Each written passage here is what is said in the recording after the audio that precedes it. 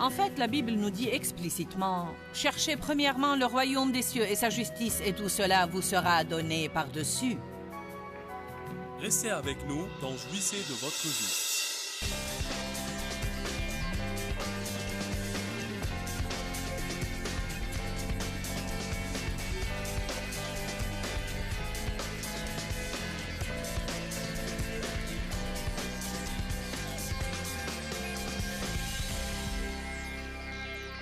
Philippiens 1, verset 9, Paul prie pour l'église de Philippe. Il dit « Et ce que je demande dans mes prières, c'est que votre amour abonde. » Que tout le monde dise « abonde ». De plus en plus. Dites « de plus en plus ». La raison pour laquelle je vous demande de répéter ceci, c'est que je vais vous lire plusieurs passages pour commencer, qui nous montrent que peu importe l'endroit où nous en sommes, Dieu nous appelle toujours à nous élever plus haut. C'est vraiment important que vous saisissiez cela aujourd'hui, parce que nous courons le danger d'arriver à un endroit ça va, d'arriver à un endroit convenable, un endroit acceptable, un endroit pas mal, et de penser, bon, c'est suffisamment bien, pas besoin de forcer pour le niveau supérieur, c'est pas mal. Mais vous voyez, nous ne voulons pas simplement faire pas mal. Nous voulons faire tout ce que nous pouvons faire et être tout ce que nous pouvons être. Je crois que ceux qui ont l'Esprit de Dieu en eux ont ce désir à l'intérieur. Est-ce qu'il y a des personnes ici qui sentent que si elles coopèrent avec Dieu, elles peuvent faire quelque chose de génial? Et pas seulement être savant, mais être vraiment supérieur. Excellent, le genre de personne qui fait toujours le 1000 supplémentaire. Je ne veux pas être médiocre, je ne veux pas enseigner à qui que ce soit qui écoute mes enseignements à être médiocre. Je n'accepterai pas de vous laisser dans la médiocrité parce que Dieu ne veut pas nous garder dans la médiocrité. Il a toujours voulu nous pousser vers le niveau supérieur, nous voir toujours aller plus haut, avec des racines profondes en lui, portant plus de fruits. J'aime ce pourquoi Paul a prié pour l'Église. Je suis très convaincu que la plupart du temps, on prie faux. Parce que nous prions pour des choses bien trop matérielles, naturelles, charnelles, des choses qui affectent nos circonstances. Paul prie toujours pour des choses spirituelles pour l'Église. Il dit « Et ce que je demande dans mes prières, c'est que votre amour abonde. » Je me demande combien d'entre vous prient régulièrement pour marcher puissamment dans l'amour. Seigneur, fais-moi marcher dans l'amour aujourd'hui. Plus que toute autre chose, Seigneur, je veux marcher dans l'amour aujourd'hui. Je veux marcher rempli du fruit de l'esprit. Oui, nous avons besoin de prier pour ces choses plutôt que pour l'argent, la guérison, le succès, notre percée et notre victoire, la nouvelle chose que nous voulons, notre nouvelle voiture ou notre maison. En fait, la Bible nous dit explicitement « Cherchez premièrement le royaume des cieux et sa justice, et tout cela vous sera donné par-dessus. » Fais de l'Éternel tes délices, et il te donnera ce que ton cœur désire. Nous ne faisons pas de l'Éternel nos délices si nous ne nous spécialisons pas dans la spécialité de Dieu. Ne nous spécialisons pas dans des choses mineures. Découvrons ce qui est important pour Dieu. Concentrons-nous sur cela et développons-le dans nos vies. Jésus a dit « Je vous donne un nouveau commandement, aimez-vous les uns les autres ». L'amour est le numéro 1 des choses qui devraient nous concerner.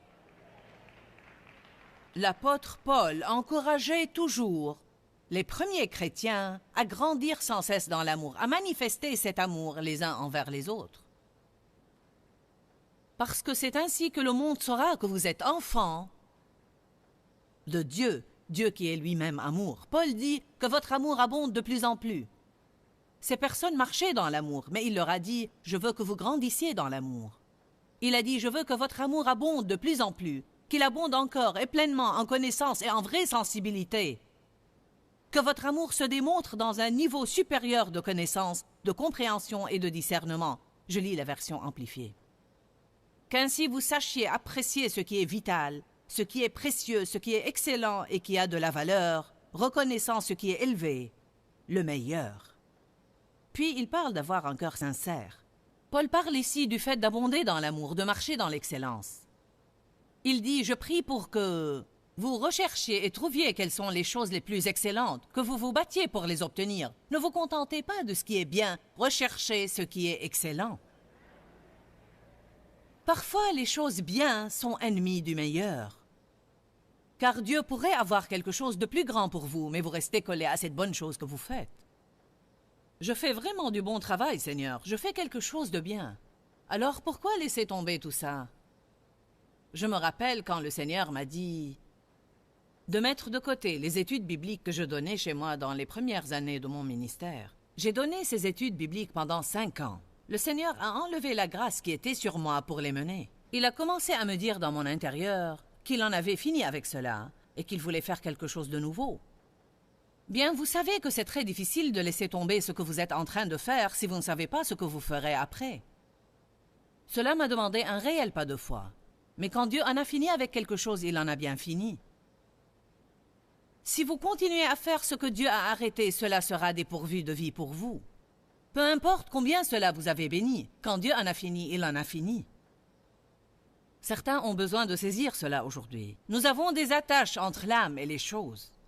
Notre âme s'attache à des choses. Même si le Seigneur nous dit de nous en écarter maintenant et faire de la place pour du nouveau dans nos vies, nos émotions sont attachées, notre pensée est attachée et notre propre volonté est attachée. Donc même si nous voulons obéir à Dieu, il nous est difficile de laisser tomber ces choses car nous ne voyons rien qui dise que quelque chose de mieux se prépare pour la suite.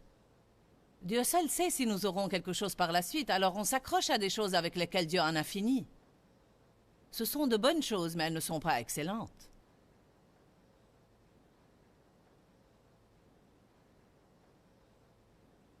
Je ne savais pas ce que Dieu ferait par la suite, mais nous nous attendons toujours à ce que ça soit merveilleux et nous nous imaginons que cela va se produire immédiatement. Mais le plan de Dieu pour ma vie était de me mettre de côté pour un an durant lequel je n'ai exercé aucun ministère. Et je vous dis, ça a été une année de purification, de crucifixion de la chair. Durant cette année, j'ai vraiment dû décider si je croyais vraiment avoir un appel ou bien si cela venait de moi parce que lorsque aucune porte ne s'ouvre pour nous, nous sommes tentés d'ouvrir nous-mêmes quelques-unes. Faites taire la chair et faites quelque chose. Je regarde en arrière maintenant et je réalise que durant cette année, Dieu a fait quelque chose de très important dans ma vie. Il était en fait prêt à m'élever, prêt à m'emmener dans un niveau supérieur de mon ministère qui consistait en ce temps à travailler dans une autre église à Saint-Louis durant 5 ans, sous l'autorité de quelqu'un. La vie dans la parole a commencé dans cette église lors de la réunion de dames hebdomadaire qui a réussi à rassembler 500 personnes chaque mercredi, ce qui n'est pas si mal pour une petite étude biblique pour dames. Amen. Ensuite, Dieu a dit, tu exerceras ton ministère au nord, au sud, à l'est et à l'ouest. Encore une fois, je devais laisser quelque chose pour passer à autre chose. Nous demandons toujours à Dieu du nouveau, mais nous ne réalisons pas que quelque chose doit alors être mis de côté pour aller vers autre chose. Il doit toujours y avoir des semailles pour une moisson plus grande.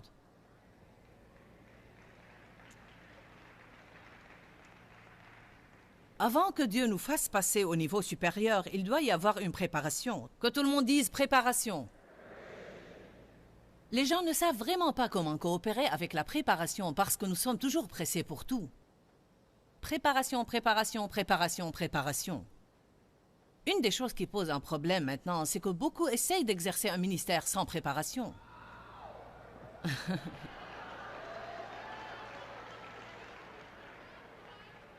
Cela pourrait vouloir dire collège biblique et ne pas forcément vouloir dire cela. Ça pourrait être une préparation personnelle du Saint-Esprit dans votre vie. Il y a des choses que Dieu seul connaît à propos de vous et dont vous ne savez rien, mais Dieu essaye de travailler en vous. Et quand Dieu essaye de travailler en nous et que nous ne savons même pas ce qu'il est en train de faire, cela peut vraiment parfois nous pousser à bout parce que nous n'allons pas tout comprendre. C'est pourquoi nous devons lui dire « Seigneur, je ne comprends pas, mais je crois que tout va concourir pour mon bien. » Ne sentez-vous jamais que Dieu travaille en vous et vous ne savez pas ce que vous êtes en train de faire qu'il ne veut pas que vous fassiez? Et vous savez juste qu'il creuse et creuse et creuse. Non, on se sent tout... Pas dans notre assiette. Bon, durant cette année, quand Dieu m'a mise de côté, ne me laissant rien faire, il réglait quelque chose dans mon cœur. Un domaine qui posait problème, celui de vouloir être comme les autres. Pour que Dieu utilise n'importe qui, il lui faut notre individualité. Il ne veut pas que nous soyons le clone de quelqu'un, ou bien un bon perroquet, ou bien une copie conforme de quelqu'un. Il a quelque chose qu'il veut que vous fassiez d'une manière spécifique. Cela ne sera peut-être pas comme ce que quelqu'un d'autre fait. Il se peut même que cela soit du jamais vu pour vous. Nous avons tous notre petite manière à nous. Nous sommes uniques. Amen. Les autres ne nous comprennent pas toujours et nous ne nous comprenons pas toujours nous-mêmes et alors nous entrons dans le piège de penser que nous avons à être comme quelqu'un d'autre pour être bien. Ce n'est pas bien d'être différent. Laissez-moi vous poser une question. Qu'y a-t-il de mal à être différent? Pourquoi avons-nous un tel problème avec ce qui est différent? Tout ce que vous avez à faire est de regarder autour de vous. Tout le monde ici est différent. Nous sommes tous la création de Dieu, créée de ses propres mains. Il doit vraiment aimer la variété. Je peux regarder cette rangée devant. Nous avons des blonds et des bruns, des cheveux bouclés, des cheveux lisses et des sans cheveux aussi.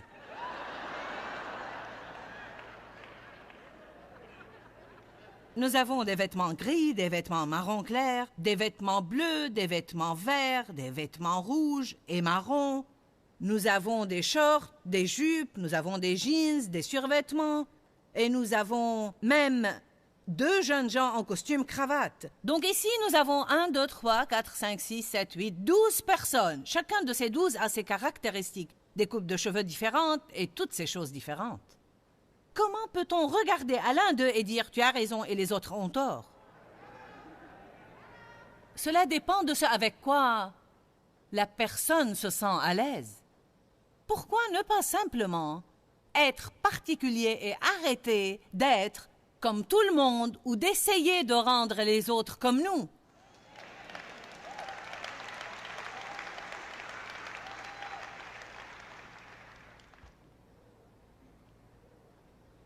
Pensez à cela. Laissez-moi répéter ça à nouveau. Arrêtez d'essayer d'être comme tout le monde. Et arrêtez d'essayer de rendre les autres comme vous. Amen? Sœur, j'ai oublié votre nom, cette belle et grande jeune dame qui assiste toujours à mes réunions. Venez ici rapidement, s'il vous plaît. Allez, montez ici rapidement sur la plateforme. Venez ici 1 minute. Je sais qu'elle m'aime, donc je peux l'utiliser comme exemple juste pour 1 minute. Alléluia. Comme cette dame est jolie. Elle est vraiment belle. Viens, ma chère. C'est bon de vous revoir. Maintenant, regardez ces bottes. Je veux dire, au fin fond de votre imagination, m'imaginez-vous dans ces bottes?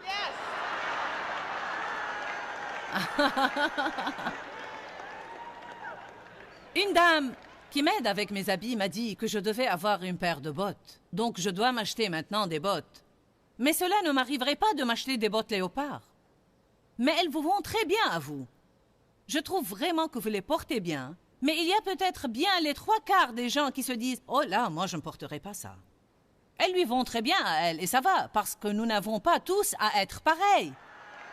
Amen. Si j'ai des bottes, je veux des faux diamants dessus. Merci.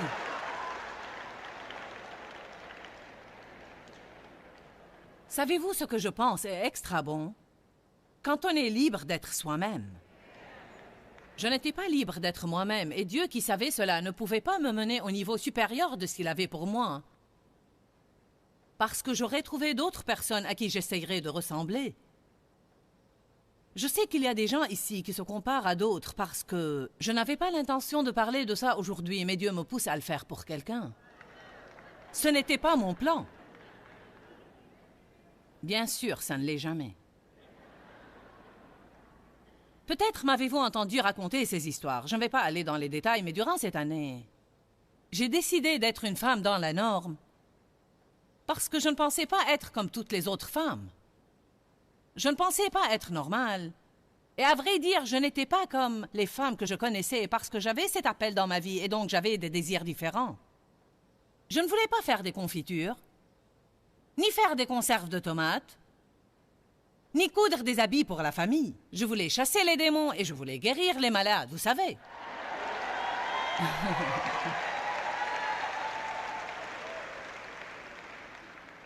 J'avais une voisine, elle et moi étions de bonnes amies. C'était Madame Art et Bricolage. Je veux dire, elle pouvait tout faire et moi rien. Elle avait confectionné les habits de sa famille et les maillots de bain de ses filles. Elle avait macramé les pots de ses plantes. Elle posait le papier peint, faisait la peinture, tondait la pelouse, élevait des chiens, faisait pousser des tomates.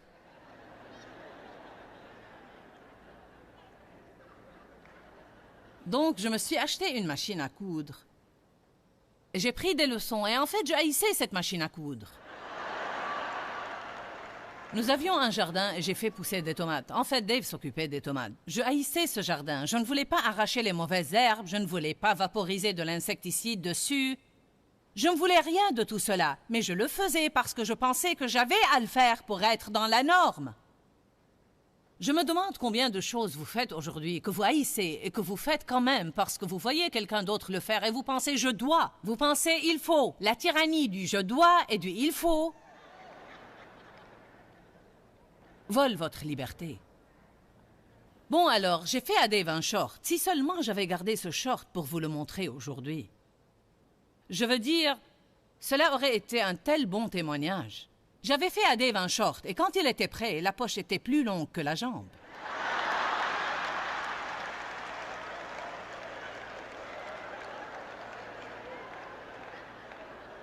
Il était noir avec un peu de gris.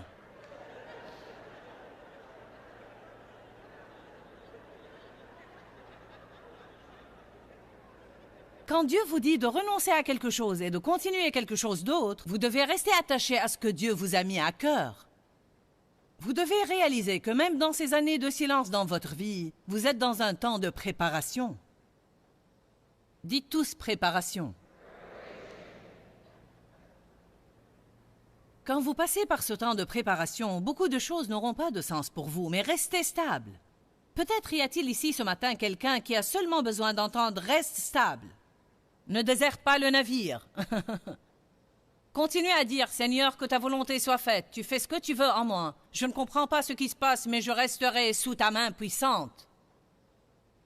Tu es le potier et je ne me décrocherai pas de l'axe. Je resterai exactement là et te laisserai faire ce que tu veux dans ma vie, car je veux passer au niveau supérieur. Paul dit, recherchez ce qui est excellent, pas ce qui est seulement bon ou convenable. Nous devons apprendre à être engagés à l'excellence. Si nous voulons vivre sans compromis, nous devons être engagés à l'excellence. Dans 1 Corinthiens 12, la Bible parle des dons de l'Esprit. Et ensuite, dans le tout dernier verset 31, il dit « Et je vais encore vous montrer une voie par excellence qui est bien supérieure au reste. » Et c'est l'amour. Donc, Paul avait parlé de tous les dons de l'Esprit, mais ensuite il disait en fait « Ne vous raccrochez pas entièrement à cela. » Car il y a quelque chose de mieux sur quoi je désire que vous vous centriez vraiment. Nous devons être éduqués dans certaines choses. Si nous sommes éduqués dans les dons de l'Esprit et que nous sommes ouverts aux dons de l'Esprit, alors les dons de l'Esprit vont couler selon les désirs de l'Esprit. J'ai eu cette parole de connaissance ce matin à propos d'une gorge. Je le sentais précisément dans cette section de la salle. Je ne reçois pas ce genre de choses souvent. Mais quand je la reçois, je la donne. Une femme a reçu un miracle, mais je ne me suis pas sentie sous la pression de venir à la prochaine réunion et d'essayer d'inventer quelque chose qui surpassera cela. C'est là que des ministères se créent des ennuis quand ils commencent à animer un show pour les autres au lieu de juste laisser couler le Saint-Esprit. Pour toute personne qui doit faire ce pas de foi, laissez-moi vous dire que j'ai moi-même pensé « Seigneur, que se passera-t-il si je donne cette parole et que personne n'a de problème dans le coup? Je paraîtrai stupide. » Nous passons tous par la même chose. Nous sommes humains. Nous devons apprécier les dons de l'Esprit, mais je ne vais pas me raccrocher qu'à cela parce que je crois que le fruit de l'Esprit est meilleur. Je crois que les dons sans le fruit deviennent un grand problème. Je crois que l'amour est bien mieux que tout cela. Et j'avais des difficultés en tant que chrétienne. J'étais une chrétienne malheureuse, une chrétienne frustrée. Je travaillais dur à essayer d'être chrétienne et je ne jouissais pas de mon cheminement avec Dieu. Et de même, beaucoup ne jouissent pas de leur cheminement avec Dieu parce qu'ils travaillent trop dur à essayer d'être de bons chrétiens. Je crois bien qu'il y a 12 ans que Dieu a commencé à me parler de l'amour et il a commencé à me montrer que c'était la chose la plus grande, la meilleure, la primordiale. La plus grande de tout cela, c'est l'amour. Il y a 3 choses qui demeurent, la foi, l'espérance et l'amour. Mais la plus grande, c'est l'amour. Être une personne d'excellence requiert de prendre continuellement des décisions. C'est un réel engagement à ne pas faire ce qui est facile, mais ce qui est juste. À faire ce qui est juste simplement parce que c'est juste. Une des choses que je dis assez régulièrement est qu'il se peut que l'on doit faire ce qui est juste un long moment avant d'obtenir de bons résultats. Mais quand on fait ce qui est juste, on commence à avoir de la joie au cœur. Jésus désire que nous aimions la vie. Je crois que c'est réellement une chose importante. Jésus n'est pas mort afin que nous soyons malheureux. Il dit dans sa parole que les différentes choses que nous pouvons faire pour obtenir cette joie, qu'il nous a si gracieusement offertes, découlent de nos vies, et une de ces choses est d'être une personne d'excellence. Je crois vraiment que les personnes d'excellence ne laisseront pas le non-pardon, l'amertume et le ressentiment s'enraciner dans leur cœur pour la simple raison que Jésus a dit « Pardonnez à ceux qui vous font du mal ». Je crois que nous devons faire les choses conformément à la volonté de Dieu, car c'est ce que être excellent veut dire. Une personne d'excellence ne suit pas seulement ses émotions. Elle ne fait pas simplement ce qu'elle pense ou ce qu'elle veut, mais elle fait ce que la parole de Dieu dit parce qu'elle croit vraiment aux promesses de la parole. Parce que si nous tenons compte de toutes ces ordonnances, nous aurons des vies pleines de joie, de paix, des vies bénies. Je vous encourage à regarder nos programmes qui vont vous aider dans votre cheminement. Restez à l'écoute, je reviendrai prier avec vous. Je vais maintenant prier pour vous. Père, nous venons dans le nom de Jésus et nous te remercions parce que tu es, Seigneur, un Dieu d'excellence qui fait tout d'une manière excellente. Nous savons que ton esprit est en nous en tant que chrétiens nés de nouveau. Donc je prie, Seigneur, que nous laissions, par décision et par l'aide du Saint-Esprit, cet esprit d'excellence couler au travers de nous, parce que nous vivons dans un monde de compromis, et je crois qu'afin d'être des lumières dans l'obscurité, nous devons choisir quotidiennement d'être des personnes d'excellence. Qu'il en soit ainsi dans nos vies, Seigneur, dans le nom de Jésus. Amen. Que Dieu vous bénisse. Je suis impatient de vous voir demain. Quand, Seigneur, quand? Dans ce livret, Joyce Meyer vous apprend à faire confiance au temps de Dieu. Pour obtenir ce livret gratuitement, écrivez-nous à Joyce Meyer, boîte postale 40095-6300 Larnaca, Chypre. Ou bien visitez notre site web www.joycemeyer.org/fr.